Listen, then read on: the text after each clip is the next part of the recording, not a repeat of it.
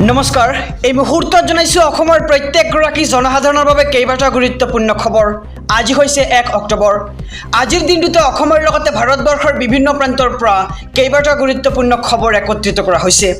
এই মুহূৰ্তত জনাইছো আজিৰ প্ৰথমটো খবৰেই ৰাজ্যবাসীৰ বাবে এটা ডাঙৰ খবৰ। দুৰ্গা পূজাৰ পূৰ্বে জনতাৰ মূৰত মাধমাৰ পুনৰ বৃদ্ধি গেছ চিলিণ্ডাৰৰ দাম। 1 অক্টোবৰতে জনতাৰ মূৰত ৰামটাঙন দেখিবলৈ পোৱা গৈছে। বৃদ্ধি পালে এইবাৰ গেছ চিলিণ্ডাৰৰ নিৰিখ। 48.50 টকাকৈ বৃদ্ধি পালে প্ৰতিটো চিলিণ্ডাৰৰ মূল্য আৰু দেশৰ প্ৰতিখন ৰাজ্যত বৃদ্ধি পালে বাণিজ্যিক চিলিণ্ডাৰৰ মূল্য। বাণিজ্যিক গেছ চিলিণ্ডাৰৰ মূল্য 1740 টকালৈকে বৃদ্ধি হৈছে এইবাৰ দিল্লীত, আৰু কলকাতাত প্ৰতিটো বাণিজ্যিক গেছ চিলিণ্ডাৰৰ মূল্য হৈছেগৈ 1692.50 টকা আৰু চেন্নাইত 1903 টকা বাণিজ্যিক গেছ চিলিণ্ডাৰৰ মূল্য। আৰু অসমৰ প্ৰতিখন জিলাতেই বাণিজ্যিক ৰন্ধন গেছৰ মূল্য বৃদ্ধি হোৱা দেখিবলৈ পোৱা গৈছে, আৰু 47 টকাৰ পৰা 49.50 টকাকৈ বৃদ্ধি পাইছে এইবাৰ বাণিজ্যিক গেছ চিলিণ্ডাৰৰ মূল্য।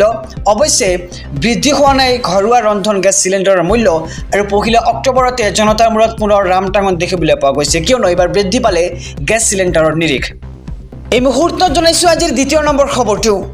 মুখ্যমন্ত্ৰী আত্মনিৰ্ভৰ আঁচনি উদ্বোধন কৰি ডাঙৰ ঘোষণা মুখ্যমন্ত্ৰী ডক্টৰ হিমন্ত বিশ্ব শৰ্মাৰ।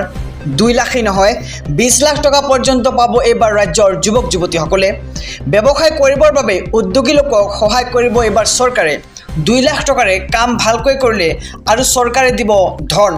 পৰৱৰ্তী পৰ্যায়ত আৰু 20 লাখ টকাৰ ঋণ লাভৰ সুবিধা গ্ৰহণ কৰিব পাৰিব, আৰু প্ৰধানমন্ত্ৰী মুদ্ৰা আঁচনিৰ জৰিয়তে ঋণ পাব এইবাৰ ৰাজ্যৰ লাখ লাখ যুৱক যুৱতীয়ে।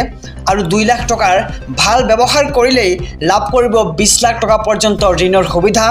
মুখ্যমন্ত্ৰী আত্মনিৰ্ভৰ আঁচনি উদ্বোধন কৰি মুখ্যমন্ত্ৰীৰ ডাঙৰ ঘোষণা দেখিবলৈ পোৱা গৈছে। 2 লাখেই নহয় 20 লাখ টকা পৰ্যন্ত পাব এইবাৰ ৰাজ্যৰ হাজাৰ হাজাৰ যুৱক যুৱতীয়ে। এই মুহূৰ্তত জনাইছো আজিৰ 3 নম্বৰ খবৰটো। সমগ্ৰ ৰাজ্যবাসীৰ বাবে আহি পৰিছে ভাল খবৰ। যিসকলৰ ৰেচন কাৰ্ড নাই তেওঁলোকক ভাল খবৰ দিছে এইবাৰ চৰকাৰে, কিয়নো এইবাৰ ৰাজ্যত চলি আছে নতুন ৰেচন কাৰ্ডৰ আবেদন প্ৰক্ৰিয়া। দৰিদ্ৰ সীমাৰেখাৰ তলত বাস কৰা প্ৰতিটো পৰিয়ালে লাভ কৰিব ৰেচন কাৰ্ড। 19,92,167 গৰাকীলৈ ৰেচন কাৰ্ডৰ সুবিধা প্ৰদান কৰিব এইবাৰ ৰাজ্য চৰকাৰে, আৰু আবেদনকাৰীৰ পৰিয়ালৰ বাৰ্ষিক আয় হ'ব লাগিব 4 লাখতকৈ কম।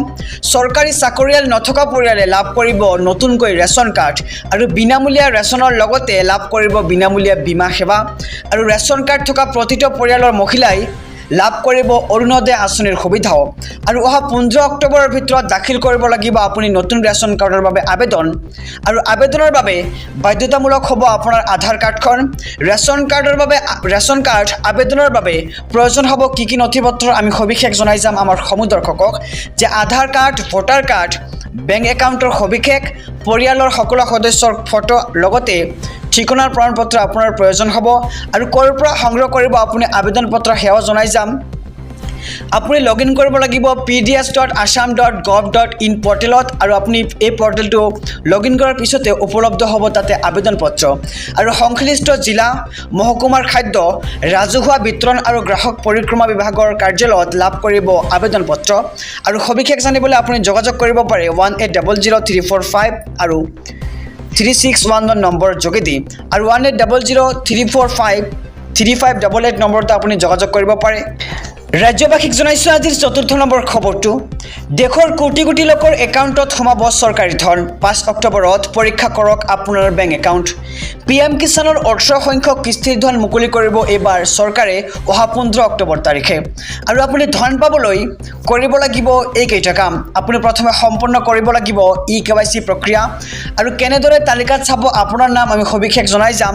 আপুনি প্ৰথমে লগ ইন কৰক pmkisan.gov.in ৱেবছাইট, আৰু তাৰপিছত ক্লিক কৰক বেনিফিচিয়াৰী লিষ্ট অপশ্যনটোত।